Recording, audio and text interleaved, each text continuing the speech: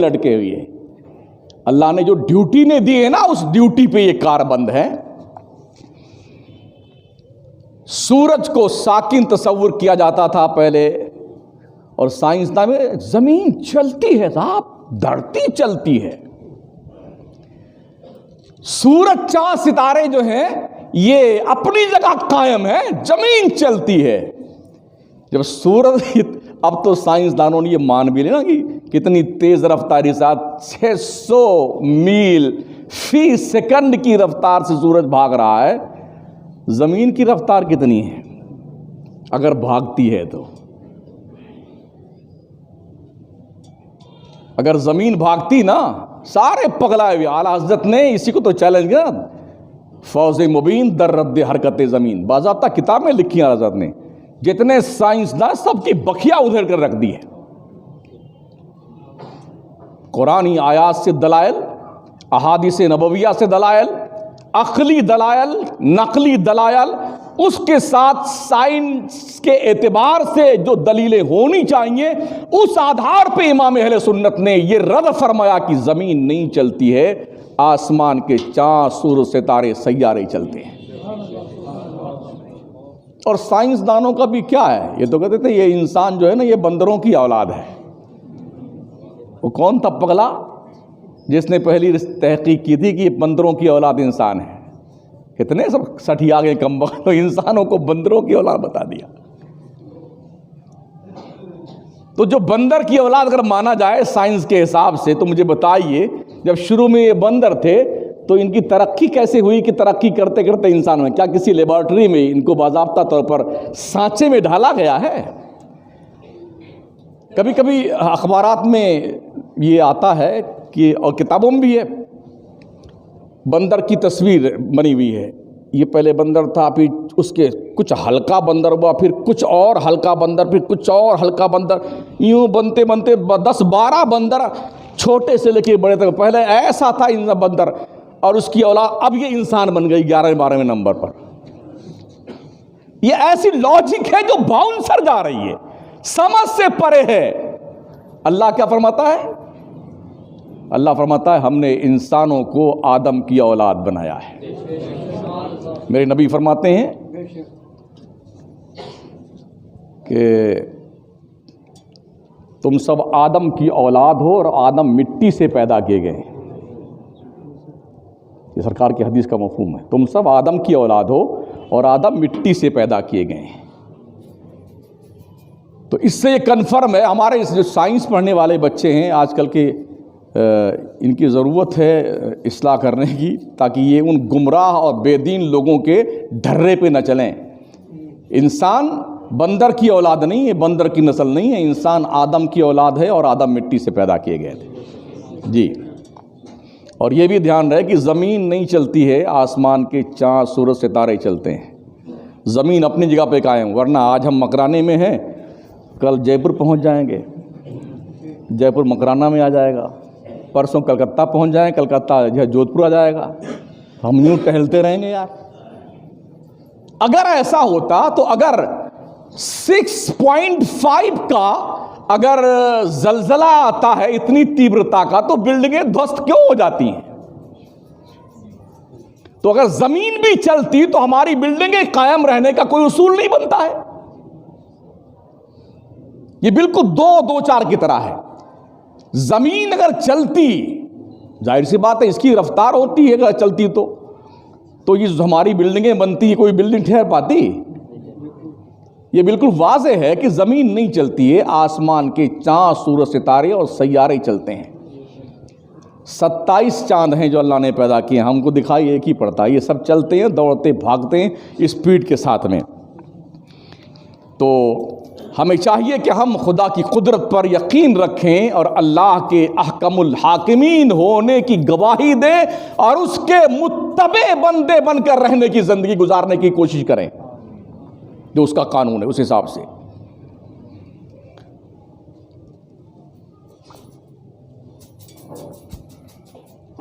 तो आसमान, ज़मीन, ये ज़मीन फैल रही है, ज़मीन का दायरा बढ़ रहा है। ये और आसमान भी फैलता। व इन्ना लमूसिऊन वस्समा बनैनाहा बिअयदिन व इन्ना लमूसिऊन। आसमान को हमने अपने दस्ते कुदरत से बनाया है और इसको हम बराबर फैलाए जा रहे हैं। व इन्ना लमूसिऊन। ज़मीन भी फैल रही है, समंदरों के नीचे आग की नदियां हैं, नदियां, उन नदियों के अंदर से लावे फूटते रहते हैं और वो पानी के ऊपर किनारे किनारे आकर के जब समंदर के साहिल से लगते हैं तो वो ज़मीन बढ़ती जाती है। ये निज़ाम कुदरत है जो बहुत ही आसानी के साथ अपने महवर पर गर्दिश कर रहा है। अल्लाह का निज़ाम काम कर रहा है जो उसने सिस्टमेटिक ढंग से तरतीब दिया है और दुनिया की हर शय उसके कानून की पाबंद है। वो नबातात और हैवानी ज़िंदगी के बारे में बताता हमारा नबी कि उन सब की बुनियाद पानी है। पानी। अल्बर्ट आइंस्टाइन अपनी दरियाफ्त कवानीन कुदरत अटल हैं इस पर। जदीद साइंस का बानी कहलाता है ये, लेकिन इसने बहुत पहले बताया, हमारे नबी ने पहले बताया, मा तरा फ़ी खल्क़िर रहमान मिन तफ़ाउत। तुम रहमान की तख्लीक में किसी जगह फ़र्क नहीं पाओगे। अब लोग रिसर्च कर रहे हैं। रिसर्च वो करता है, पढ़ता वो है जो अनपढ़ होता है, जो अनजान होता है वो जानकारी हासिल करता है, जो अज्ञान होता है वो ज्ञान हासिल करता है, असाक्षर होता है वो साक्षर बनने की कोशिश करता है। और हमारा नबी साक्षर बन के आया था। और रहमान अल्लमल कुरान, रहमान ने अपने महबूब को कुरान सिखाया और ऐसा सिखाया, वह अल्लमका मा लम तकुन तालम। मुस्तफ़ा जो तुम कुछ नहीं जानते थे, जो कुछ नहीं जानते थे वो सब कुछ तुम्हारे रब ने तुम्हें सिखा दिया है। उन्हें किसी से सीखने की जरूरत नहीं पेश आई साथियों, किसी से सीखने की जरूरत नहीं पेश आई। जदीद साइंस की इन काबिल फ़ख्र दरियाफ्तों पे 1450 साल पहले पर्दा उठाने वाला कौन सी यूनिवर्सिटी का पढ़ने वाला था, किस लेबॉर्ट्री में काम करता था? आमिना के घर में पैदा हुआ था, यतीम की हैसियत से पैदा हुआ था। हमने ये कहीं नहीं पढ़ा कि हुजूर कहीं पढ़ने गए। पूरी हिस्ट्री उठा के देख लो, कहीं नहीं पढ़ा। कोई साबित नहीं कर सकता हुजूर पढ़ने गए। हम अपने बच्चों को पढ़ाने के लिए मकराना में पढ़ाएंगे, मदरसों में, मस्जिद में ट्यूशन लगा करके और पढ़ाएंगे, आगे भेज देंगे पढ़ने के लिए, ज्ञान सीखने के लिए। लेकिन हुजूर तशरीफ लाए ना, पैदा हुए, हुजूर कहीं पढ़ने नहीं गए। दाई हलीमा के यहाँ पलने गए थे और आला हजरत की ज़बान में हलीमा को पालने गए थे, पालने गए थे। वही बचपन का ज़माना था। पैदा होते ही कुछ ही दिन थे माँ के पास, उसके बाद दाई हलीमा लेके गई थी।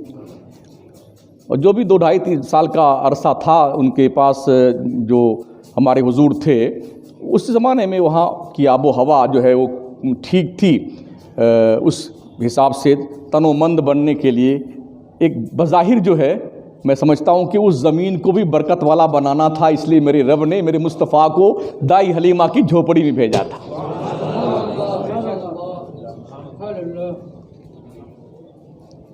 तो हमारे नबी की पढ़ने नहीं गए। आप अंदाज़ा कीजिए कि एक नौमौलूद बच्चा जो अभी पैदा हुआ है, भूख के वक्त रो रो के माँ को अपनी तरफ मुतवज्जे करता है। माँ को कौन हौसला देता है कि हर खतरे के सामने सीना सिपर होकर के बच्चे की हिफाजत करे? एक मामूली सी चिड़िया शाहीन से भी मुकाबला करने पे आमादा हो जाती है।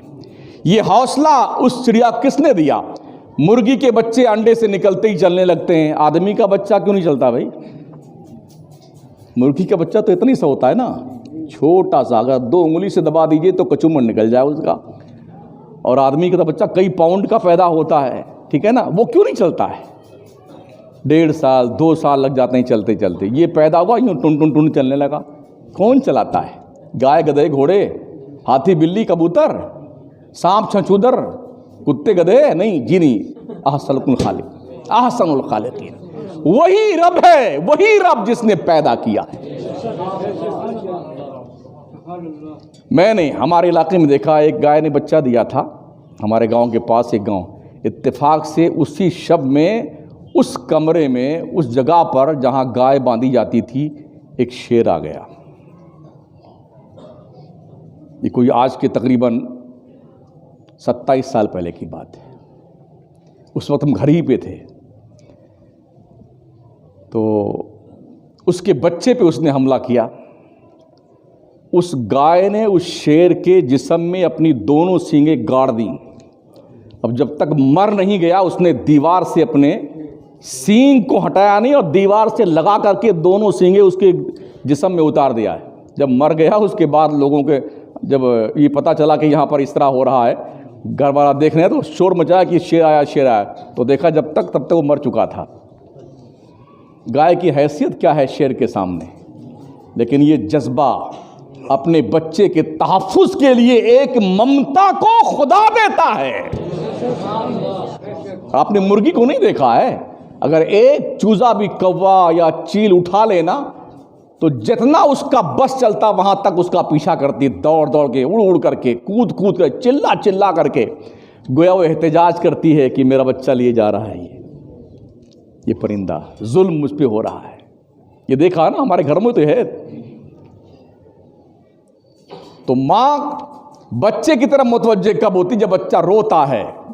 बच्चे को किसने बताया जब तक तुम रोगे तुम्हें दूध नहीं मिलेगा? किसने बताया? वो अल्लाह ने बताया है।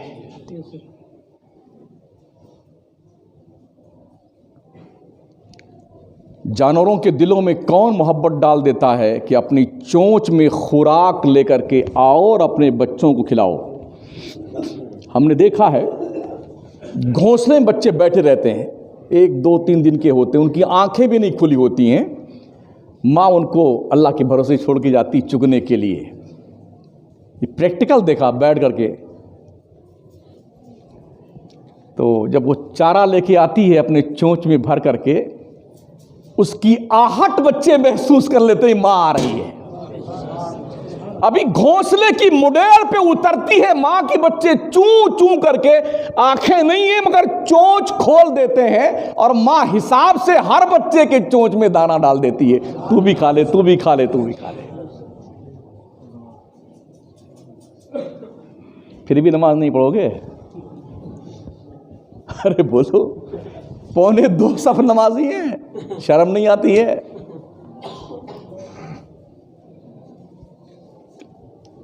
ये आदाब ज़िंदगी किसने सिखाए हैं चिड़ियों को, जानवरों को? अल्लाह। शहद की मक्खियाँ ये बहुत दूर दराज बगीचों में एक एक फूल से रस चूस के लाती हैं, इंतहाई ईमानदारी के साथ में। यहाँ तो अगर 4 भाइयों का हिस्सा माइंस पे है, कोई एक नहीं आया तो उसका हिस्सा गुम। गलत कह रहा हूँ क्या? सारा जगह इस गांव में इसी का तो है। जिसकी चलती है ना पायली, वो मैदान साफ है। पता ही नहीं चलता भाइयों को कि ठेकेदार से मिल करके फला भाई ने हिसाब के साथ जुगाड़ लगा लिया। 3 भाई गुलटी मार जाते बेचारा, हिस्सा गुम उसका। ऐसे पार्टनर चुप चुप के बन जाते हैं। हराम खोरी करते हो और फिर ये तवक्को रखते हो कि अल्लाह तुम्हारे अंदर कुव्वत ईमानी पैदा करेगा, तुम्हारा रोब दूसरों बिठाएगा। ऐसा नहीं हो सकता है। गौर कीजिए, मां ईमानदारी से हर बच्चे के चोंच में दाना डालती है कि कोई भूखा न रह जाए। हमारे अंदर ईमानदारी क्यों नहीं आती? तो शहद की मक्खियां जो है बहुत दूर दूर तक तशरीफ ले जाती हैं, एक एक फूल से वो रस चूस के कितनी ईमानदारी के साथ लेके आती हैं। ऐसा नहीं कि कोई मक्खी जो है उस जो रस उसने चूसा है वो रास्ते में गुल कर दे, वो नहीं, ईमानदारी के साथ। उनका कमांडर इन चीफ एक होता है, मधुमक्खियों की एक रानी होती है मलका, बादशाह नहीं होता इनका, इनका मलका होती हैं, रानियां होती हैं। जो मधुमक्खी पालते हैं ना, जाके उनसे पूछिए, वो एक ही मक्खी लेके आते हैं जो रानी होती है, उसके बाद सारी मक्खियाँ खुद तशरीफ ले आती हैं। तो ये मधमक्खियां जो हैं छत्ते में ईमानदारी के साथ एक एक कतरा शहद इकट्ठा करती हैं। इनमें से एक माहिर साइंसदान की तरह ये जानती हैं कि जहरीले फूलों पे नहीं बैठना है,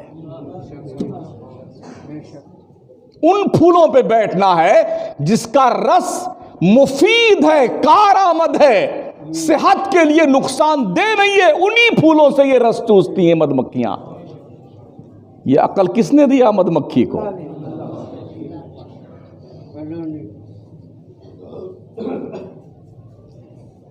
एक काबिल फख्र इंजीनियर की तरह शहद और मोम को अलहदा अलहदा करने का ये फन भी जानती हैं। मोम एक साइड में, शहद एक साइड में। इनका महल देखिए ना, इतने बंगले बने उसने छोटे छोटे, इतने सुराख हैं। अल्लाह की कसम आज तक कोई इंजीनियर इस पर अगर रिसर्च करे ना, उसकी अकल में आ नहीं सकता कि इन मधुमक्खियों को ऐसे घर बनाने का हुनर तो यकीनन अल्लाह ही देता, कोई और नहीं देता है। और उस पर भी जब गर्मी का मौसम आता है तो शहद को ये मक्खियां अपने पंख को हिला करके, हवा दे करके शहद को ये बहने से बचाती हैं, ये शहद बह ना जाए। अपने परों से हरकत देती हैं, पंखा झलती हैं ताकि ठंडा रहे शहद और बहने ना पाए। मोम से ऐसा घर बनाती हैं जिसे देख के बड़े से बड़े आर्किटेक्ट भी हैरतज़दा हैं। लाखों की तादाद में ऐसे मुनज़्ज़म तरीके से काम करती हैं कि जिसकी कोई मिसाल नहीं है। हर एक में ऐसा रडार सिस्टम निज़ाम नस्ब किया हुआ है, वो दूर दूर तक निकल जाती हैं मगर अपने घर का रास्ता नहीं भूलती हैं। घर का रास्ता नहीं है। इंसान भी दूर निकल जाता फिर रास्ता भूल जाता है। पैदा किया गया था इबादत करने के लिए, इतनी दूर आ गया, अब ये रास्ता ही भूल गया खुदा की इबादत करने का। सुबह सोते रहे, ठंडी बहुत तेज़ है यार, बहुत तेज़ ठंडी, थोड़ा गर्मी ले लेते हैं, लिहाफ ओढ़ करके, हीटर लगा करके। अगर उसी हीटर में गर्मी ज़्यादा पैदा हो जाए और आग लग जाए आपके तंबू में, फिर क्या करोगे आप? है कोई रोकने वाला? वही तंबू कनात, वही रजाई और लिहाफ जिसमें तुम हीटर लगा के सोते हो गर्मी पाने के लिए, आप बताओ अगर उसमें ही अल्लाह ऐसी आग की तमाज़त और हरारत पैदा कर दे कि आग लग जाए उसमें, तब फिर क्या करोगे आप?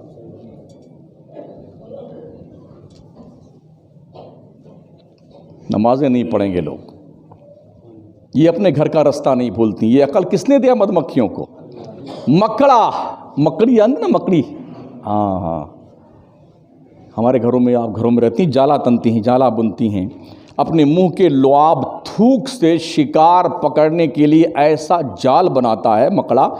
जदीद टेक्सटाइल इंजीनियर्स भी इस बनावट का नफीस धागा बनाने से आज तक कासिर हैं। जो धागा उसके थूक से बनता है ना मकड़ी का, वैसा धागा कोई टेक्सटाइल का इंजीनियर नहीं बना सकता है। इतना हिसाब से जाला बनती हैं अपने शिकार को पकड़ने के लिए। कभी हमने ये प्रैक्टिकल देखा है, ये सब ऐसे नहीं बोलता हूँ। जब मकड़ी को शिकार करने के लिए देखते हैं कि अभी शिकार करने की तैयारी में है, तो हम बैठते हैं कुछ देर कि शिकार कैसे करती है। ऐसा भागम दौड़ का तूफान मचाती, इधर इधर इधर धागा, इधर बंदिश, इधर बंदिश, इधर बंदिश। आखिरकार उस कीड़े को, मकोड़े के उस जाल के अंदर फांस ही लेती है और ऐसा उलझता है बेटा, उसकी टांगें फंस जाती है, वो भाग नहीं सकता है। वो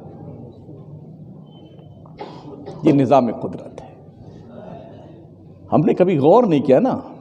हालांकि अल्लाह क्या फरमाता है, अफला ताक़िलून, तुम अकल से काम नहीं लेते हो। अफला तंजुरून, तुम देखते नहीं हो। अफला ततफक्करून, तुम गौर व फिक्र नहीं करते हो। अफला तदब्बरून, क्या लोग मुदब्बिर नहीं है, तदबीर से काम नहीं लेते? तो ये अकल खुदा ने दी है कायनात आलम का मुशाहदा करने के लिए, और मुशाहदे को मुशाहदा करने के बाद ये गौर करने के लिए कि ये निज़ाम कुदरत जिस रब ने बनाया है उसका कुछ हक बनता है हम पर।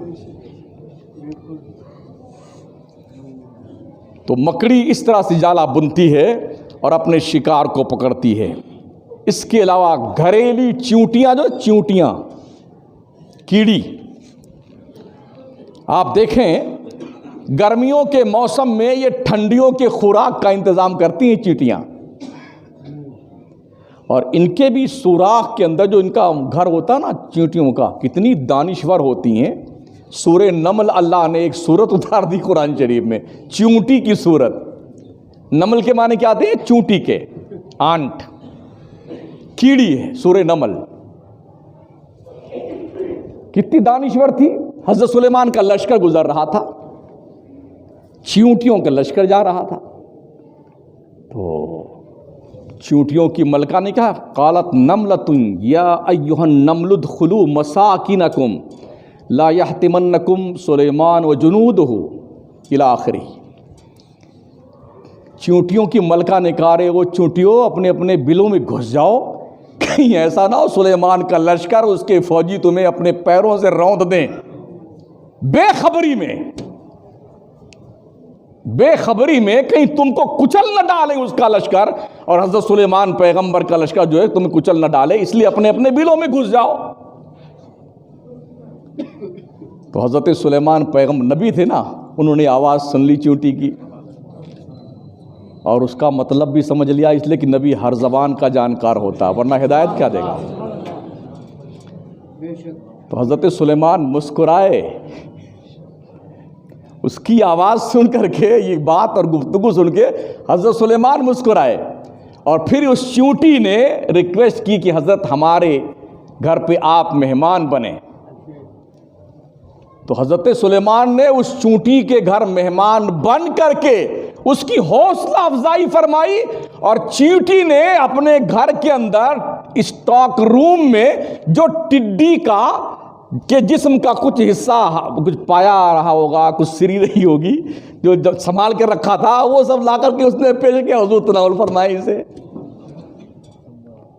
एक एक बढ़िया मकान उनका रहता है अंदर, और हम चलते चलते चींटियों को रौंद जाते हैं। कितनी चींटियां हमारे पैरों तले मर जाती हैं दब करके। ये भी अल्लाह की मखलूक, कमज़ोर मखलूक, हम क्यों जुल्म करते हैं। तो ये सर्दियों के लिए इंतज़ाम करती हैं गर्मियों में। जैसे हमें कल की सी सोच है ना, अरे हमारे बच्चे क्या खाएंगे, आज ही सोच रहे हैं। ये फिक्र तो चींटियों को भी है, और गर्मी के मौसम में ठंडी का इंतज़ाम करती हैं। तंजीम, इनका मैनेजमेंट आप देख के हैरान रह जाएंगे। जब चींटियां चल रही होती हैं, कभी कभी गौर किया कीजिए, तो इनकी लाइन चलती है, एक लाइन बिल्कुल सीधी चलती है, और उनके आजू बाजू में कुछ स्पेशल सिक्योरिटी फोर्स के लोग चलते हैं, जिनकी मुंडियां थोड़ी बड़ी होती हैं। जो नर चींटियां होती हैं ना, वो सिक्योरिटी फोर्सेस के लोग होते हैं, चींटी कंपनी के। तो एक लाइन तो सीधी चली जा रही होती है, और जो सिक्योरिटी फोर्सेस के चींटियां होती हैं, कभी इस तरफ, कभी इस तरफ, कभी इस तरफ, यूँ घुसकर इधर, कभी इधर, ये बताने के लिए कि हम तुम्हारी हिफाजत पे मामूर हैं, आगे ख़तरा नहीं है। हमने ये भी देखा बैठ करके इत्मीनान से। उधर से चींटी की जो फौज का आदमी होता है, कमांडर जो होते हैं उनके, स्पेशल दस्ता, ब्लैक कमांडो उधर से आता है, एक इधर से आता है, तो दोनों अपना मुंह मिला के कुछ बात करते हैं, फिर दोनों उल्टे लौट जाते हैं। वो उधर चला जाता है जिधर से आया था, ये इधर चला जाता है। मतलब ये कि वो इन्फॉर्मेशन देते हैं कि आगे कोई ख़तरा नहीं, तुम तशरीफ़ ले आओ, और ये घूम के पिछले वाले खबर देता कि आते जाओ, तुम भी रास्ता क्लियर है। आपने भी देखा होगा, हमने भी देखा है, जब आप रोड पे चलिए ना, और कहीं आरटीओ खड़ा होता है ना, तो हर ट्रक वाले से, बस वाले से लोग इशारा करके पूछते हैं, और आने वाला बताता रहे आगे है, आगे है। इस सिस्टम है खतरा से आगाह करने का। तो चींटियों का ये जो समूह है ना, ये भी इस तरह का काम करता है अपने फैमिली की हिफाजत के लिए। बड़ा गजब का इनका मैनेजमेंट है।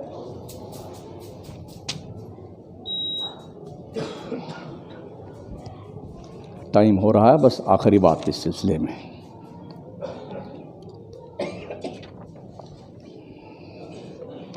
ठंडे पानी में रहने वाली मछलियां अपने अंडे अपने वतन से हज़ारों मील दूर जाके गर्म पानी में अंडे देती हैं, लेकिन जब उनमें से बच्चे निकलते हैं ना, तो वो बच्चे जवान होकर के अपने मम्मी के ख़ानदान में वापस आ जाते हैं। हज़ारों मील दूर से उन्हें पता होता है कि मेरी माँ का घर कहाँ पे है, वो टहलते हुए तशरीफ़ ले आते हैं अपने माँ के ख़ानदान में। ये कौन बताता उन्हें? अल्लाह बताता है। तो कम से कम हमें ये एहसास करने की ज़रूरत है कि हमारा पैदा करने वाला रब हमसे मुतालबा फरमाता, या अय्युहन्नास